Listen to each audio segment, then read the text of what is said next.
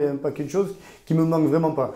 Et au contraire, là, je suis dans un contexte qui me plaît. Pareil, là encore, moi, je savoure tous les jours le fait d'être sur le terrain, d'entraîner des bons joueurs, d'avoir une bonne relation avec des joueurs de grand talent, d'avoir des joueurs à dispo. Et je m'occupe que du rugby. Je m'occupe uniquement de rugby, de la partie technique, stratégique, truc. Et c'est dans ça que je me retrouve. C'est ce qui me plaît le plus dans le boulot, dans ce boulot d'entraîneur. Et en plus, ça m'enlève un peu la partie où je ne suis pas forcément le meilleur et que je ne trouve pas le plus agréable en tout cas. Salut à tous, le face-à-face du jour, c'est avec Christophe Lossuc, notre invité. Salut Christophe. Bonjour. Christophe Lossuc, un des entraîneurs de l'Union Bordeaux-Bègles, l'entraîneur adjoint. Voilà, on va parler de son parcours, on va parler de rugby, de management aussi. Bref, vous restez avec nous et surtout, vous avez 2 secondes pour vous abonner à la chaîne. C'est en bas à droite et vous pouvez également avoir tous les liens de nos réseaux sociaux sous la vidéo. One, two, trio. Tiens, mais Christophe, tu vas te présenter. Salut. Salut à tous. Christophe Lossuc, ancien joueur, entraîneur, un des entraîneurs de l'UBB. Je m'occupe du secteur de la défense et du jeu au pied, de tout ce qui est coup d'envoi, sortie de camp. Le principe de cet entretien, il est simple. On va prendre un peu de temps de discuter parce que parfois on n'a jamais le temps et donc on va s'arrêter de temps en temps pour répondre à des petits questionnaires rapides, genre questionnaire de Proust. On est en 2024, je sais que tu es un passionné de sport. On va faire un petit questionnaire JO pour commencer, ouais, d'accord? Pas très compétent. T'es pas très compétent? Non, tiens, si tu devais retenir ou choisir une discipline olympique, ce serait laquelle? Le 100 mètres masculin. Un souvenir de Jeux olympiques? La finale du 100 mètres, Carl Lewis, Ben Johnson. 88 à Séoul. Un champion, en tout cas qui... Carl Lewis. 4 médailles d'or à Los Angeles. Une épreuve. Je vais me répéter, mais pour moi le 100 mètres c'est un peu l'épreuve reine. Une épreuve dont tu es le seul à avoir le souvenir. La perche peut-être, j'ai toujours aimé la perche. Les perchistes français, Quinon, déjà je ne sais pas si tout le monde se souvient, moi je me souviens, parce ils s'entraînaient à la cano à l'époque, la génération Vigneron, Quinon, et leur entraîneur que j'aimais bien, qui s'appelait... Perrin. Voilà, ils venaient tous les ans en stage à la cano quand j'étais gamin, et du coup on échangeait avec eux, et j'ai revu Perrin après, c'est un mec sympa, et du coup on était un peu supporters de cette équipe, et il avait des très bons résultats en plus contre Boutka à l'époque, qui était un peu le mec imbattable. Il n'y était pas, d'ailleurs la fois où je crois que Quinon avait gagné, il n'y avait pas les Russes. Ça avait bien aidé, mais c'était une belle perche. Une remise de... Ouais, c'est 84 quand Quinon a gagné. Une remise de médaille qui t'a ému, tu te rappelles? Je me rappelle, c'est des images que j'ai vues, mais peut-être pas en direct, les Black Panthers, à l'époque des Black Panthers. Des images comme ça qui me reviennent. Ou le gars noir, là, les... 68. 68, ouais, j'étais pas né, tu vois. Mais c'est des images qui me reviennent comme ça. Un commentaire de télé ou de radio? Votre collègue, là, Canal, là, les premiers matchs des JO, là, avec la Dream Team, là, comment il s'appelait? Thierry Ray ou, non, Georges Eddy. Georges Eddy, voilà. Georges Eddy, les premiers JO avec la Dream Team, c'était Barcelone, c'est ça? Et lui, au commentaire, c'était quelque chose. Tu m'as pas cité le surf quand même dans ton questionnaire. Le surf, il est olympique. J'ai un peu de mal avec ça. On va voir à Tiopo ce que ça va donner. J'ai un peu de mal. Je suis un peu rétro, mais moi, certains sports pour moi ne sont pas vraiment olympiques. Et dont le surf, j'aime le surf, mais j'ai pas encore assimilé ça comme un sport olympique et j'ai pas forcément de souvenirs. Pourquoi tu as choisi le rugby et pas le surf quand on a grandi à la cano? J'étais meilleur d'abord au rugby, j'étais pas terrible au surf. Je me suis vite rendu compte que mon frère, que mes potes étaient bien meilleurs que moi, et puis j'aimais le rugby, j'ai toujours aimé le rugby. J'aimais les deux, franchement. J'aurais peut-être été, si j'avais été meilleur, j'aurais peut-être choisi d'être pro de surf, sincèrement. Ton premier match en tant que spectateur, ton premier souvenir de match en live de rugby ou d'autre chose, hein? Mais j'ai des souvenirs de gamin, nos pères ont joué ensemble un truc. Donc, mon père, j'ai vu jouer mon père à l'époque à Mérignac, quand ton père entraînait, je pense. Ça va être mes premiers matchs en première div. Après, c'était du groupe B. J'ai des souvenirs à Musard, petit, forcément, de venir voir Bègle. Mon grand-père était montois, donc j'ai des souvenirs de matchs du Stade Montois à l'époque aussi, de les générations Patrick Nadal, des joueurs comme ça. Et j'ai des souvenirs aussi de matchs à l'Escure. Il y a eu des demi-finales à l'époque, j'étais tout petit, je me rappelle avoir vu le Stade Toulousain, Bagnères, début des années 80, c'est des très bons souvenirs. C'était mes premiers matchs de phase finale, surtout dans ce stade mythique de l'Escure. Donc ça, c'est des... Je ne sais pas dans quel ordre mes premiers matchs, mais c'est tout un peu mélangé à la même époque. Je dirais début des années... fin des années 70, début des années 80. Et t'allais pas voir les Girondins, toi? Si, je suis allé voir les Girondins beaucoup. J'étais supporter fan de Giresse, Tigana, qui eux aussi, on a eu... Enfin, on va revenir à Lacanau, mais qui venaient en stage à Lacanau aussi. À l'époque, il y avait beaucoup d'équipes sportives. Et les Girondins venaient tous les ans à Lacanau et on jouait à la récré avec eux au foot, avec Tigana, Giresse. C'était, à l'époque d'Aimé Jacquet, c'était génial. Enfance quand même guidée par le sport, on va dire. Toi, c'est le socle de ton éducation. Ouais, dans un village où il y a beaucoup de sport, la vie de village où il y a quand même facilement accès à plein d'installations, avec des potes où tous les soirs on se retrouve, on habite tous à 200 mètres les uns des autres, on a tous des vélos, donc on se retrouve au foot, au rugby, au surf, on se retrouve à la planche à voile avec mon frère, avec une jeunesse où on est... tous mes souvenirs sont autour de ça. J'ai pas souvenir, on se voyait plus pour aller faire un foot que pour réviser, mais on était une jeunesse, voilà, où on est toujours dehors, toujours à vélo, à se retrouver à tel ou tel endroit, au gymnase, au stade, au lac, à la mer, et toujours avec une activité sportive. Ouais. Et puis après, tu es interne avec certains sportifs, dont Bestaven. Avec Yannick Bestaven. Et après, j'ai pas le choix parce qu'en seconde, je suis obligé pour continuer à jouer au rugby. J'irai m'entraîner régulièrement parce que j'avais pas mal de routes, j'étais à plus d'une heure de route de Bordeaux. Donc mon seul choix, je dirais, c'est d'être interne au lycée Gustave Eiffel à l'époque à Bordeaux, là, à côté de la gare, où le directeur de l'époque a quand même une idée qui est géniale, c'est de faire venir beaucoup de sportifs et de faciliter l'accès à son lycée à beaucoup de sportifs. Donc beaucoup de joueurs de rugby, beaucoup de handballeurs, de volleyeurs, de basketteurs, et Yannick Bestaven qui était un peu le seul voileux de la bande, voilà, et qui a fait une très grosse carrière et qui réalise toujours une très belle carrière. Et ça veut dire que vous êtes toujours en lien ou vous vous êtes suivis ou... On s'est vu le dernier match où on a été à La Rochelle avec l'UBB. Je pense qu'il va venir, il m'a dit qu'il essaierait de venir à Bordeaux pour le match retour parce qu'il est originaire d'Arcachon. Donc on était interne au même endroit à Bordeaux, un peu les mêmes parcours. Et voilà, on essaie de se croiser. Se croiser, effectivement. Les JO, tu vas les vivre comment, toi? Tu vas les regarder, tu vas y assister Non, je ne veux pas y assister, ça c'est sûr. Je vais regarder les épreuves qui m'intéressent. C'est un gros événement, mais c'est vrai que je ne suis pas... Pour moi, ça se résume beaucoup à l'athlé et à quelques autres disciplines. Et je vais regarder l'athlé, ça c'est sûr. J'ai un peu moins d'intérêt et de connaissances pour le reste, mais voilà, ça peut évoluer aussi. De devenir entraîneur, c'était une logique? J'aimais ça, j'ai toujours été un peu attiré par ça. Même quand j'étais joueur, j'ai toujours encadré des écoles de rugby. J'ai toujours, je ne sais plus en quelle année, mais depuis tout le temps, j'ai l'impression que j'ai Costa français, j'étais joueur, jeune joueur, et je m'occupais déjà des demi-mêlées, des catégories des cadets, des crabos, des choses comme ça. J'ai toujours été intéressé par ça, j'ai toujours aimé ça, et j'ai toujours intervenu, mais depuis tout le temps, chaque fois que j'étais en vacances à Lacanau, encore que je pouvais aller donner un coup de main aux seniors ou à l'école de rugby, je l'ai fait et j'ai rapidement passé mes diplômes alors que j'étais encore joueur et ça s'est fait un peu naturellement parce que même étant joueur, j'ai déjà eu des propositions en gros d'arrêter ma carrière pour devenir entraîneur. Donc j'ai joué jusqu'au bout et je suis devenu entraîneur immédiatement en fait après. Tu es content de ta carrière de joueur? Il y a toujours des choses... Tu penses que tu as réussi ta carrière de joueur? Ça ne veut rien dire de réussir ou rater une carrière. Moi, déjà, qu'est-ce qu'on entend par là? Moi, j'ai fait des choses dont je rêvais, j'aurais aimé en faire plus, mais à la fois, il faut être satisfait de mon palmarès, entre guillemets, c'est une chose. Après, je suis content parce que j'ai toujours été heureux de jouer au rugby, j'ai toujours été heureux d'avoir des potes, de jouer avec mes potes, donc je suis encore un privilégié parce que j'ai encore 50 ans, je joue encore avec des gamins de 20 ans, je joue encore au ballon avec des gamins de 20 ans, et ça, c'est, quel que soit le palmarès, je dirais que je suis heureux dans la vie et en grosse partie grâce au rugby, je suis encore heureux de faire du rugby.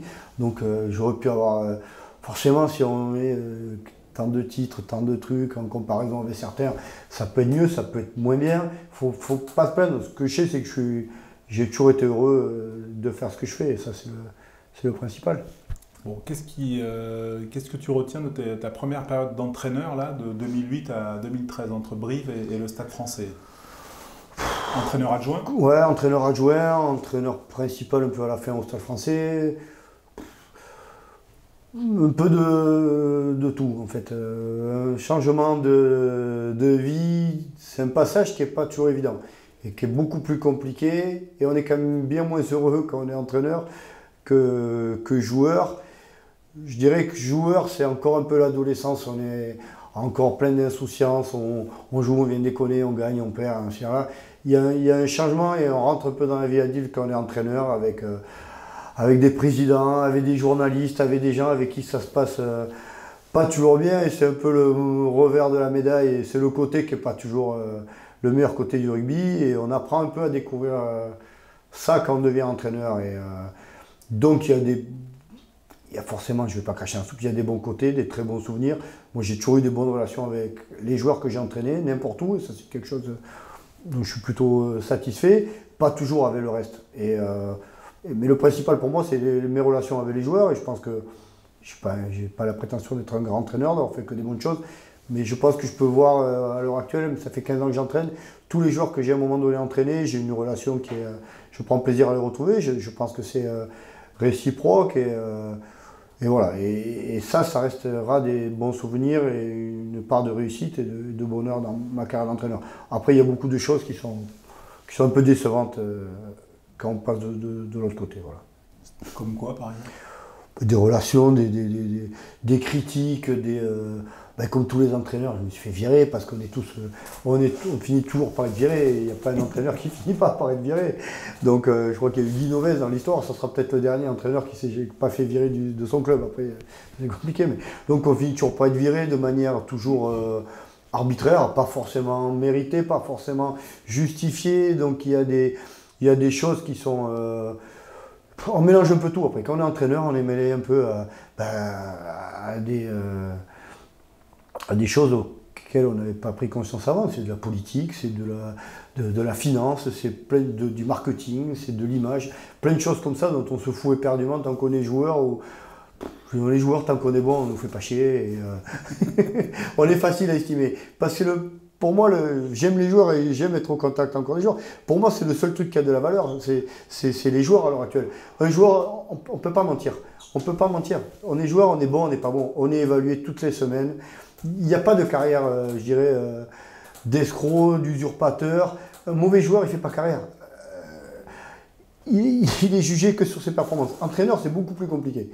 Entraîneur, c'est très compliqué d'évaluer les capacités, les qualités d'un entraîneur. Et il y a plein d'exemples, et je ne vais pas les citer, mais je connais plein d'exemples d'entraîneurs qui ont échoué, alors que je pensais que c'était des très bons entraîneurs, des gens pertinents qui étaient compétents, qui n'ont pas eu de carrière. Et je connais plein de mecs qui ont eu des carrières, alors que je pense qu'ils ne sont pas compétents. Et ça n'existe pas quand tu es joueur. Et tout cette espèce de. Il y a une sorte d'injustice souvent dans le rôle d'entraîneur, et je ne parle pas en plus des nouvelles générations où on est encore. Il y a les réseaux sociaux, il y a encore tout ce merdier en plus. Mais il y a encore des nouvelles, je dirais, des nouvelles sources de problèmes pour les entraîneurs. Mais c'est pas toujours très sain. Voilà. Tu te retrouves là, tu es entraîneur adjoint. Je trouve que tu as une caractéristique, toi en regardant ça, tu as été entraîneur des avants à Brive, entraîneur des trois quarts au Stade Français, entraîneur des trois quarts aussi à Mont-de-Marsan, tout en étant manager et entraîneur en chef. Et là, tu te retrouves entraîneur de la défense. Ça veut dire que tu n'es pas mauvais. Je dois bien avoir 2-3 qualités parce que. Non, je dois bien avoir 2-3 qualités. J'avais déjà été entraîneur de la défense à Brive par intérim, au Stade Français aussi par intérim. Il y a eu. Voilà, je pense que c'est lié à mon poste. J'ai joué demi-mêlée toute ma carrière. Je pense que demi-mêlée, on est toujours un peu obligé d'avoir une vision et de réfléchir un peu à tous les secteurs du jeu. Donc c'est ce qui permet d'être un peu après.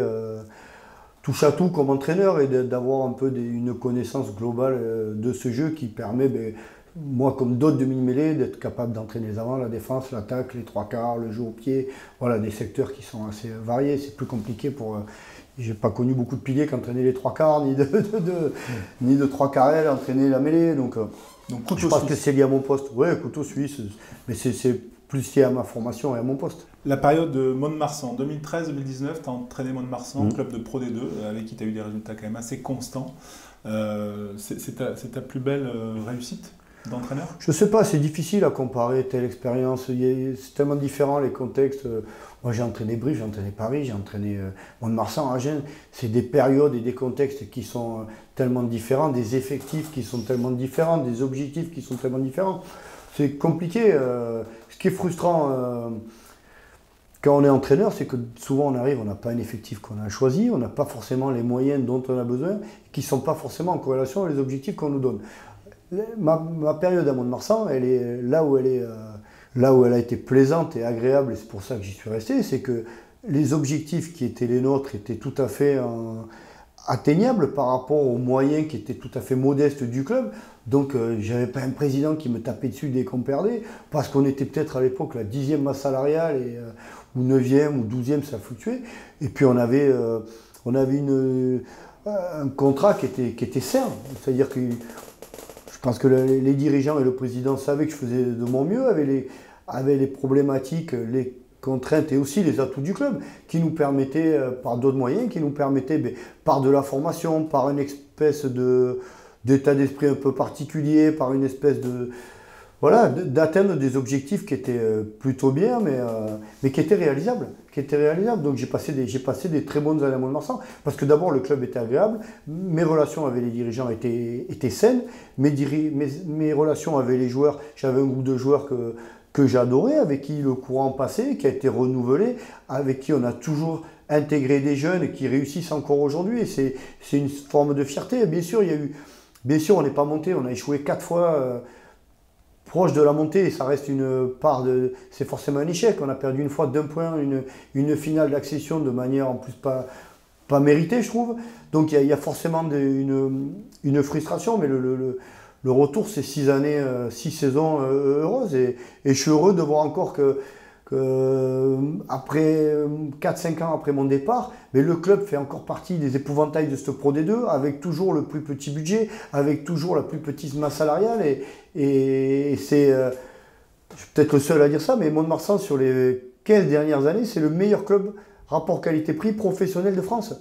Mais il n'y a pas photo. C'est un club qui est peut-être sous-médiatisé, qui n'est pas jugé à sa juste valeur, mais c'est incroyable ce que fait ce club qui est tous les ans, le club il est dans les 20 meilleurs français. Depuis 15 ans pratiquement, ce club est dans les 20 meilleurs clubs français, avec 5 millions de budget ou 6 millions de budget, en faisant monter des cadets, en faisant monter des juniors, avec des recettes d'une autre époque. Avec des joueurs qui partent tous les ans, les meilleurs joueurs qui partent, et sans arrêt un renouvellement. Et c'est un club qui va encore se qualifier cette année en Pro D2, qui a fait encore une finale de Pro D2 il y a 2 ans, qui a perdu, qui est pas monté dans le top 14, parce que la marche est quand même élevée, mais pour moi, ce qui se fait à Mont-de-Marsan, c'est exceptionnel. Et quand on parle de mérite et tout, je pense que tout le monde s'en fout de Mont-de-Marsan, parce que c'est pas un endroit qui est très fun. Je m'étais engueulé avec Canal à l'époque où vous étiez. On était télévisé 5 fois, quand d'autres clubs, dans des endroits un peu plus fashion, ils étaient télévisés 15 fois, mais ils étaient moins bien classés que nous. Mont-de-Marsan, c'est pas très fun, c'est pas une ville, mais je pense que c'est un club qui est très sous-évalué. Je tiens à dire que ces problèmes de diffusion étaient indépendants de ma volonté. Si ça avait été de mon ressort, bien sûr. Mais ça faisait partie des injustices. Je trouvais que c'était une vraie injustice. Mais oui, mais c'était important pour nous d'être télévisés par rapport à nos partenaires, par rapport à nos sponsors maillots, partenaires au stade. Et il y avait une injustice par rapport à ça. Et ça continue à l'être. Et je pense que ce club, il est toujours sous-médiatisé et sous-évalué. Alors que ce qu'il fait, c'est quand même exceptionnel. Bon, pourquoi tu es toujours en colère? Je suis pas en colère. Même là, des fois, je parle avec. Mais non, mais on va toujours coller cette image. Mais je suis pas en colère. Je m'emballe un peu des fois quand je parle. J'ai peut-être un peu trop de passion dans ce que je dis, tout ça, mais c'est pas de la colère. C'est pas de la colère. J'ai une façon d'exprimer qui me porte préjudice aussi. Comme je te connais bien, c'est pour ça que je me permettais cette petite question en guise de clin d'œil, parce qu'effectivement, c'est mal te connaître que de penser que tu es toujours grincheux et en colère. Tu te retrouves aujourd'hui à l'UBB. Tu as été numéro 1 pendant 6 ans à Mont-de-Marsan, avec le poids de tout ça, le recrutement, le rapport au président. Et là, tu te retrouves maintenant on va dire, entre guillemets, simple adjoint soldat avec Yannick Bru dans un cadre plus ronflant à l'UBB. Comment tu as vécu? Est-ce que c'est une rétrogradation pour toi? Non, pas du tout, parce que j'ai jamais eu la chance déjà d'être dans une structure, depuis que je suis entraîneur, j'ai jamais eu la chance d'être dans une structure aussi évoluée, dans un club aussi ambitieux et structuré que l'UBB. Donc c'est plutôt une promotion même, enfin, le contraire de ce que tu dis. J'ai aucune... Et en plus la partie, je veux dire, la partie manager, la partie truc, il n'y a pas que des choses qui me plaisent, ce que j'ai dit avant, et un paquet de choses qui me manquent vraiment pas. Et au contraire, là je suis dans un contexte qui me plaît, pareil, là encore moi, je savoure tous les jours le fait d'être sur le terrain, d'entraîner des bons joueurs, d'avoir une bonne relation avec des joueurs de grand talent, d'avoir des joueurs à dispo, et je m'occupe que du rugby. Je m'occupe uniquement de rugby, de la partie technique, stratégique, truc, et c'est dans ça que je me retrouve. C'est ce qui me plaît le plus dans le boulot, dans ce boulot d'entraîneur, et en plus ça m'enlève un peu la partie où je ne suis pas forcément le meilleur, et que je ne trouve pas le plus agréable en tout cas. Est-ce que tu es un meilleur entraîneur aujourd'hui qu'il y a 15 ans, justement en redevenant adjoint, que sur la partie du métier qui te plaît le plus? J'espère avoir évolué sur ces 15 dernières années, parce que déjà le jeu a évolué constamment. Le rugby que j'ai entraîné il y a 15 ans quand j'ai ma carrière et maintenant a vraiment évolué. On a des outils qui sont beaucoup plus performants, les systèmes de jeu, la qualité des joueurs a aussi beaucoup évolué, la formation des joueurs a beaucoup évolué. Donc on a affaire à des joueurs qui sont quand même bien meilleurs, bien plus intelligents au sens rugby du terme, c'est-à-dire mieux formés, mieux adaptés à ce qui se fait à l'heure actuelle. Mais à la fois, ton écart générationnel, il est important aussi avec les joueurs. Comment tu arrives à les capter? Parce que quand tu es adjoint, tu es assez proche des joueurs quand même. Ouais, mais c'est un peu la crainte, c'est-à-dire que le jour où les vieux ils me traiteront de vieux, que je suis largué, j'arrêterai. C'est-à-dire qu'il y a forcément une crainte quand on a un métier technicien, c'est d'être un peu déphasé au bout d'un moment. J'ai eu des entraîneurs, moi, qui au bout d'un moment... c'était Papy Mougeot, quoi. Enfin, les mecs, on les écoutait plus. J'arrêterai avant d'en arriver là. J'espère qu'on aura... Je ne me rappelle plus de leur nom, mais il y a forcément un décalage de génération. Mais c'est aussi un leitmotiv et c'est aussi un moyen, une motivation justement de se remettre en question, de continuer à vouloir évoluer sur son discours, sur ses méthodes.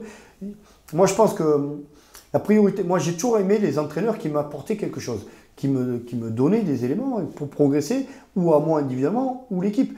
Et le jour où je serai plus capable, où je me rendrai compte que je suis plus capable de faire progresser un joueur ou une équipe, il faut se casser.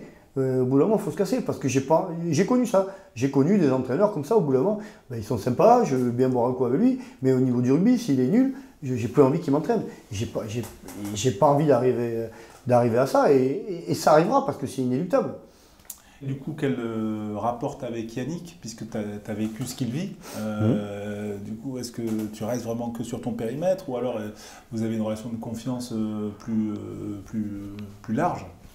Je reste à ma place, c'est-à-dire qu'on a une relation de confiance quand on a des discussions qui sortent un peu de mon cadre, je réponds, je lui donne mon avis, mais c'est pas à moi d'imposer mes avis s'il n'est pas... Moi, je me concentre sur mes secteurs. J'ai mes secteurs de jeu, j'ai ma fiche de poste qui est claire. Ça m'arrive de discuter d'autres choses avec lui, d'avoir un avis, et je lui donne avec plaisir. Mon objectif, c'est évidemment comme lui que l'UBB fonctionne, mais c'est clair dans la hiérarchie, c'est lui qui est manager. Moi, j'ai mon rôle et je dois respecter mon rôle vis-à-vis de Yannick, et aussi vis-à-vis, on est 5 entraîneurs, donc il y a aussi dans un staff, pour que ça fonctionne, il faut quand même faut marcher sur les œufs, c'est-à-dire qu'il ne faut pas non plus empiéter sur le rôle, même si on travaille beaucoup avec Noël McNamara, qui est l'entraîneur de l'attaque, on échange beaucoup, mais il faut aussi, moi je dois respecter ses choix, comme lui doit respecter mes choix, mais il y a forcément des moments... Il y a forcément des moments d'échange, et c'est indispensable qu'il y ait justement cet échange permanent. Entre 2008, là où tu as commencé à Brive, vous étiez je pense 2 adjoints. Enfin, il y avait deux adjoints. Ouais. Et aujourd'hui où les staffs sont plus étoffés, c'est quoi la différence en fait? Mais je pense que ça permet d'être plus pointu, de passer plus de temps, plus de réflexion sur chaque secteur. Donc moi j'ai commencé comme entraîneur des avants, entre le jeu des avants, c'est beaucoup de choses parce qu'il y a de la défense, il y a de l'attaque, il y a les rucks, il y a les mêlées, il y a les touches, il y a les coups d'envoi. C'est quand même beaucoup de secteurs. Si on veut faire évoluer dans des squads de joueurs où on a peut-être 30 avants sur 50 joueurs, il y a peut-être 30 avants, avoir la prétention d'optimiser le travail pour ces 30 individualités, tout seul, c'est très compliqué. Le fait d'être plus nombreux, ça permet d'avoir un œil plus précis. Là, Brad Poux, il s'occupe que de la mêlée, mais ça lui permet d'avoir plus de temps, plus de précision sur les piliers. Et par exemple, Globus va être l'entraîneur des avants en général, va avoir plus de temps autre chose. Moi, je m'occupe de la défense, donc je vais les délaisser de la partie défense de ruck, plaquage, tout ça, où c'est plus moi qui vais m'occuper de ça individuellement. Donc ça, je pense que ça permet sur la formation du joueur d'être plus précis et bien meilleur que ce qu'on faisait à l'époque où il y avait quand même beaucoup de tâches pour un seul homme et beaucoup de joueurs, quoi. Ouais. Je vais te faire un petit questionnaire. Tiens, là, on va faire une petite respiration, un petit questionnaire auquel j'ai pensé. Je vais te donner le nom de l'entraîneur en chef actuel et tu vas me dire si ça pourrait être un bon adjoint. D'accord? C'est un piège, ça. Je suis encore fâché avec la moitié du rugby français ou... Bon, allez, première question. Bernard Laporte. Est-ce que ça ferait un comme adjoint? Ouais. Ça serait un très bon adjoint, mais je ne le souhaite pas à son manager quand même. Patrice Colazo. Oui, bon adjoint. Christophe Furios. Non, je crois pas. Pierre Mignoli. Oui. Tu le verrais plutôt avant, 3 quarts, parce qu'il c'est un ancien neuf. 3 quarts. Laurent Labitte. Oui, bien sûr. Hugo Molin. Oui. Si tu devais être l'entraîneur adjoint d'un manager de foot, ce serait qui? Waouh. Eli Bob. Mais il n'est plus trop entraîneur. C'est le seul que je connais, c'est pour ça. Et c'est un mec sympa comme le rugby qui était supporter de Bègle à l'époque. L'adjoint devenu numéro 1 qui t'inspire, tout sport confondu. Pratiquement tous les numéros 1 ont été adjoints quelque part, à un moment donné. Donc, non, il y a beaucoup de grands entraîneurs de rugby qui ont forcément commencé comme adjoints. Tu n'es pas obligé de répondre. Ouais, Joe Schmidt, il a été entraîneur des 3 quarts, je pense que c'est un grand manager qui est au niveau mondial. Tu aimerais travailler avec Joe Schmidt? Ouais, certainement. Hein. Plus qu'un Français, je pense que ça peut être quelque chose d'enrichissant de travailler avec un grand manager étranger dans une carrière, ça peut être quelque chose d'enrichissant. Et j'ai eu une expérience un peu comme ça qui s'est pas très bien passée. Je bossais avec Tcheka, ça s'est mal passé. Et j'aurais aimé travailler avec peut-être un autre, mais c'est quelque chose d'enrichissant d'avoir une vision un peu... J'ai beaucoup bossé avec des Français, donc c'est peut-être quelque chose qui m'aurait plu ou qui me plairait encore, forcément. Et avec le recul, ça aurait pu mieux se passer avec Tcheka ou pas? Non. Avec ce que tu sais aujourd'hui? Non. Non. Sans commentaire. On va terminer peut-être cet entretien en... J'ai envie de te parler de rugby et de surf, tiens, parce que je sais que c'est quand même... on va faire ça sous une forme de questions-réponses comme ça. Est-ce qu'il y a un autre rugbyman que toi qui excelle en surf, que tu connais? Alors, des Australiens. Les Australiens, ils surfent tous bien. Mais là, en français, je ne vois pas trop. T'en connais, toi? Tu as des exemples? Non, mais il doit y avoir des... Il doit y en avoir, mais je n'ai jamais croisé. Le Biarro, non, peut-être, mais je ne sais pas, je n'ai pas entendu. Le joueur de l'UBB que tu entraînes actuellement, qui serait bon en surf? Un qui pense qu'il pourrait être un grand surfeur avec une énorme pompe, c'est Noz Ducouer. Mais il y croit. On ne peut pas lui enlever ça. Non, voilà, le pauvre. Ouais. Mais il surfe ou pas? Il dit qu'il surfe. Un rugbyman surfeur, meilleur pour en parler que sur les vagues. J'ai l'impression que tu as répondu déjà à la question. Oui, c'est lui, ça c'est sûr. Le même. La figure du surf sur les vagues, hein, idéale pour un rugbyman. Bon, pour un rugbyman, la figure, je dirais, idéale en surf, c'est le tube. Donc, que ce soit, c'est dur pour des gros rugbyman, il n'y a pas beaucoup de place. Mais c'est la figure, je dirais, rêvée pour tous les surfeurs. La vague que tu conseilles à un ennemi? La vague que je conseille à un ennemi, il y en a beaucoup. Il y a Tiopo, on va avoir les JO, c'est quand même compliqué. Bon, ça peut être dangereux. Ça peut être très dangereux. La vague que même les avants peuvent surfer. Waouh, c'est pas facile non plus. Il n'y a pas beaucoup de vagues que les avants peuvent surfer. J'ai essayé souvent de faire surfer des avants, c'est compliqué quand même. Je n'en ai pas vu beaucoup. Il faut des grosses planches déjà, il faut beaucoup de volume. Ils ne sont pas souvent des très bons nageurs, et ils ne sont pas souvent très à l'aise dans l'eau. Donc j'ai rarement vu des avants avoir des prédispositions. As-tu déjà surfé avant un match de rugby? Et là, tu regrettais? Non, jamais. Honnêtement, jamais, non. C'est pas... La veille, oui, ça m'est arrivé. Mais pas le jour du match, jamais. D'accord. Mais la veille, c'est quand même proche du... Ouais, mais des fois, quand j'étais jeune. La veille, ça m'est arrivé, mais pas le jour du match, c'est sûr. D'accord. Mais c'est parce que souvent, ça fait mal au cou, Non, passer la barre... non, ça va. Non, ça va. À l'époque, non. Donc, il n'y a pas de match que tu as raté parce que tu as surfé la veille? Non. Donc, ok. Non. On va dire que maintenant, il y a prescription. J'ai peut-être été mauvais les lendemains, ça c'est possible. Ouais. Donc, mais pas un souvenir précis. Non. Bon, Christophe, merci. On te souhaite quoi pour cette année 2024? Champion, battre les Toulousains. T'as coupé là. Tu veux pas ça? Bon, je le passerai après. En tout cas, c'est tout le mal que l'on vous souhaite. Voilà. Cette merci en tout cas. On va manger avec Aurélie. One, two, trio.